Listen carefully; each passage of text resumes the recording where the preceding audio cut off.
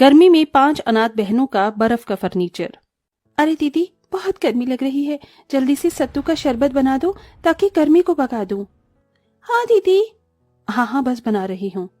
गरीब सलोनी जैसे तैसे सत्तू का शरबत बनाकर अपनी बहनों को पिलाती है तो चारों बहनें अजीब सा मुंह बनाती हैं। इयो, दीदी कैसा शरबत बनाया है, ये तो वो है ही नहीं जैसे मम्मी बनाती थी।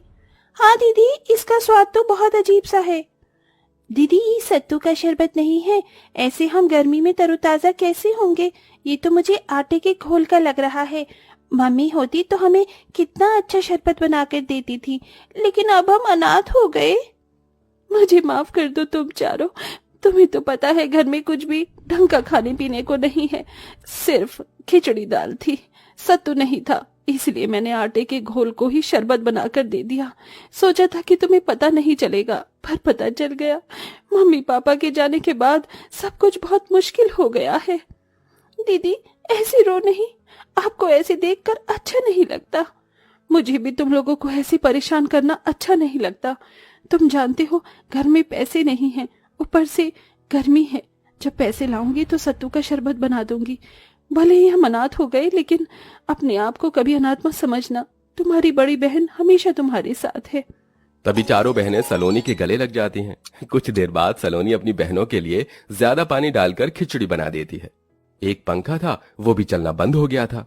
ओहो, बस इसकी कमी थी, अब ये भी बंद हो गया। अब हम गर्मी में कैसे रहेंगे? हमारे घर में कुछ भी नहीं है, ना बेड, ना सोफा, ना कुर्सी, ना खुद को देखने के लिए शीशा, और ना ही फ्रिज, वरना हम बहुत ठंडा पानी पीते। ये गरीबी और गर्मी ने हम बच्चों की जान ले रखी है। दीदी, मुझसे ये पानी वाली खिचड़ी नहीं खाई जा रही। मुझे भी दीदी खाने का मन नहीं है, मेरे को अच्छा अच्छा खाना खाना है। कचौड़ी, पूरी, मटर पनीर, दाल मखनी, चावल, आइसक्रीम, कोल्ड ड्रिंक, ये सब हमें कब खाने को मिलेगा? देखो, ये सब खाने को जब मिलेगा जब मैं नौकरी करने चली जाऊंगी। तब तक थोड़ा सब्र कर लो, मैं आज ही काम देख कर आती हूँ। फिलहाल सब मेरे साथ बैठकर खाना खा लो। ठीक है दीदी। सलोनी अपनी बहनों के साथ बैठकर खाना खा लेती है कि तभी लाल लाल चींटियां उनके पास आ जाती हैं। ओह, दीदी देखो, लाल चींटियां कहीं काट ना ले। हमारे घर में कहाँ से आ गई? हमारे पास कुछ मीठा भी खाने को नहीं है। दीदी इन्हें भगाओ ना। चिंता मत करो, तुम्हें ये काटेंगी नहीं। मैं अभी हल्दी डाल देती हूँ जिससे ये अंदर को ना आ पाए। फिर दीपा वहां पर हल्दी छिड़क देती है। इसके बाद चींटियां आना बंद हो जाती हैं। वहीं सलोनी भी धूप में परेशान होकर अपने लिए काम ढूंढती है, लेकिन कोई भी उसे काम नहीं देता।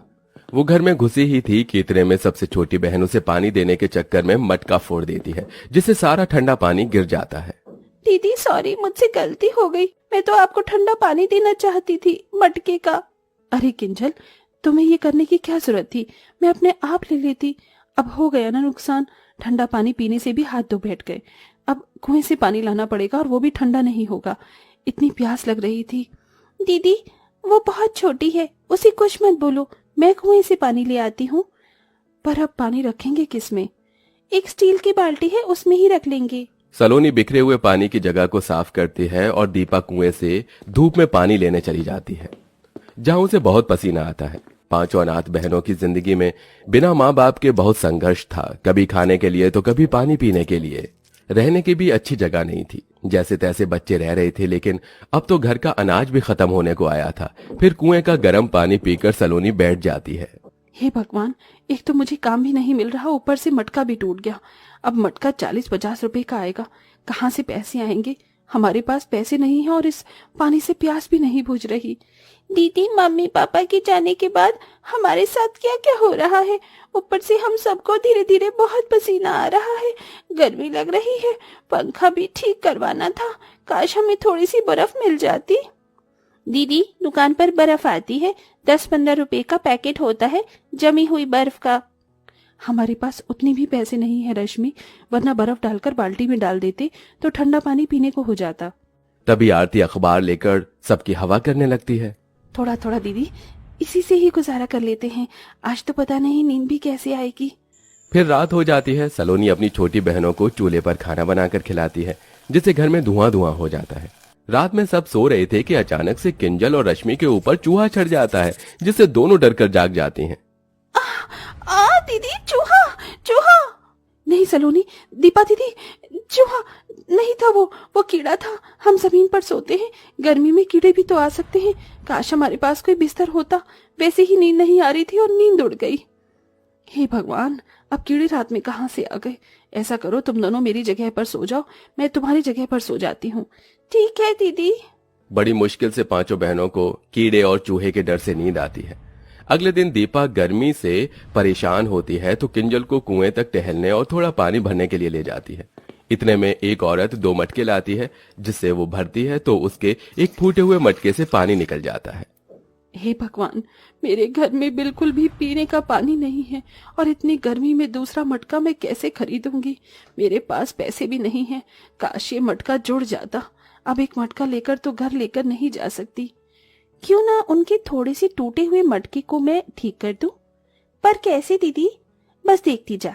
सुनिए आंटी जी, मैं आपके मटके को ठीक कर देती हूँ। सच में, अगर तुम मेरा मटका ठीक कर सकती हो तो कर दो। दीपा फौरन पेड़ के पास में से चिकनी मिट्टी उठाकर उसमें थोड़ा पानी मिलाकर मटके पर चिपका देती है और धूप में 15 मिनट बाद मटका सूख जाता है। अब पानी नहीं गिरेगा, आप पानी भरकर देख लीजिए। जैसे ही औरत अपने दोनों मटकों को भर लेती है तो खुश हो जाती है। अरे वाह, तुमने तो बहुत अच्छा किया गुड़िया, बहुत शुक्रिया। अब मैं चलती हूँ। सुरेखा अपने दोनों मटके लेकर चली जाती है और जब दीपा किंजल अपनी दूसरी बर्तन को भरती है तो किंजल को वहाँ एक बड़ा सा मटका दिखता है। दीदी देखो, ये मटका कहाँ से आया? अभी तक तो नहीं था। अरे हाँ, यहाँ पर किसका मटका होगा ये? अरे ये मटका तो गंदा भी है। दीदी, ये गंदा मटका किसका होगा? भला हमारे ही काम आ जाएगा। हम इसे साफ करके यही वाला पानी भर लेंगे। चलो घर ले चलते हैं। ठीक है, चलो। दोनों बहनें उस मटके को बड़ी मुश्किल से पकड़कर घर पर ले आती हैं और उसे साफ करने लगती हैं। अरे, तुम्हें ये मटका कहाँ मिल गया? दीदी, किसी का भी नहीं था, इसलिए हम ले आए। अब साफ करके इसमें पानी भरेंगे। अच्छा है ना, अब ठंडा पानी पीने को मिलेगा। अच्छा दिखाओ, मैं साफ कर दूं। बड़ा मटका है, तुम दोनों से नहीं होगा। तभी सलोनी जैसे ही मटका धोकर रखती है कि उसमें से चमचमाती रोशनी आती है और वो मटका ठंडी ठंडी बर्फ के पैकेट से भर जाता है। ये देख पांचों अनाथ बहनें हैरान हो जाती हैं। अरे वाह, इतनी सारी बर्फ! इसमें तो हम बहुत ठंडा पानी पी सकते हैं। हाँ हाँ, जल्दी जल्दी पी लो, कहीं बर्फ पिघल न जाए। पांचों बहन बर्फ देखकर सब कुछ भूल जाती हैं और ठंडा ठंडा पानी पी लेती हैं। अरे, हमने इसका ठंडा पानी तो पी लिया, पर ये मटके से अचानक से बर्फ कहाँ से आ गई? मुझे तो कोई जादू लगता है। काश हमारे घर में पंखा चल जाता तो इस गर्मी से तो बच जाते। तभी उस मटके से एक जादुई रोशनी निकलती है। मटके की ठंडी ठंडी बर्फ से पूरा घर बर्फ की ठंडक से भर जाता है। अरे वाह, अभी तो हमारे पसीने आ रहे थे, बहुत गर्मी लग रही थी, और तुमने देखा अभी एक जादू हुआ जिससे हमारा घर एक बर्फ की जैसी ठंडक दे रहा है। हाँ दीदी, ये तो सच में जादू निकला। और इस बड़े से जादुई मटके में बहुत सारे बर्फ के पैकेट हैं। इसे हम बेचकर इस गर्मी में पैसे कमा सकते हैं। अरे हाँ, ये तो मैंने सोचा ही नहीं। और उसके बाद हम कूलर लेंगे, एक बेड लेंगे। दीदी दीदी, मुझे नए कपड़े चाहिए और फ्रिज भी। दीदी, आप अकेले बर्फ बेचने मत जाना। ऐसा करते हैं, मैं रश्मि को ले जाती हूँ और आप बड़ी हैं तो आप आरती और किंजल को साथ रख लीजिए। ये बर्फ पिघलने से पहले हमें बेचनी होगी। ठीक है। पांचों अनाथ बहनें एक पन्नी में जादुई मटके से बर्फ के पैकेट निकाल कर उसमें रख लेती हैं और अलग अलग दिशा में बेचने चली जाती हैं, जहां लोग सस्ती बर्फ देखकर खरीदने लगते हैं। बर्फ ले लो, बर्फ, ठंडी ठंडी बर्फ, 5 रुपए का एक पैकेट, 5 रुपए का एक पैकेट। दीदी, मेरे पास सिर्फ 4 रुपए है। मेरे घर में फ्रिज नहीं है। आप इतने में ही बर्फ दे दो। मेरी मम्मी के बुखार हो गया है तो उनको बर्फ लगानी है। ठीक है, ऐसा करो, तुम 2 पैकेट ले जाओ। शुक्रिया दीदी। ऐसे ही पांचों बहनें 2-3 हफ्तों तक उस मटके से जादुई बर्फ मांगती हैं और उन्हें बेचकर पैसे इकट्ठे करती हैं और अपने घर में सबसे पहले सोने के लिए एक पलंग और उसके बाद बर्फ बेचकर कूलर ले आती हैं। अरे वाह दीदी, इस कूलर की ठंडी ठंडी हवा में बहुत मजा आ रहा है। हाँ, ये तो है। अब हमें कीड़े भी नहीं काटेंगे क्योंकि हमारे पास फर्नीचर में हमारा सबसे पहले बेड आ गया। अब धीरे धीरे इस जादुई मटके से बर्फ को निकाल कर बेचेंगे और सोफा, फ्रिज सब कुछ ले आएंगे। हाँ हाँ दीदी, आज खाने में अच्छी चीज बनाई है ना आपने? हाँ, तुम सबके लिए मटर पनीर पुलाव और रायता। तो चलो दीदी, ठंडी हवा में बैठकर खाना खाते हैं। 1 मिनट, रायते में बर्फ डालने के लिए जादुई मटके से मांग लेती हूँ। हे जादुई मटके, हमें बहुत सारी बर्फ दे दो। दीपा के कहते ही जादुई मटके की रोशनी से बर्फ का पैकेट पूरा भर जाता है और वो अपने रायते में डालकर मजे और खुशी से कूलर की ठंडी हवा में खाना खाते हैं।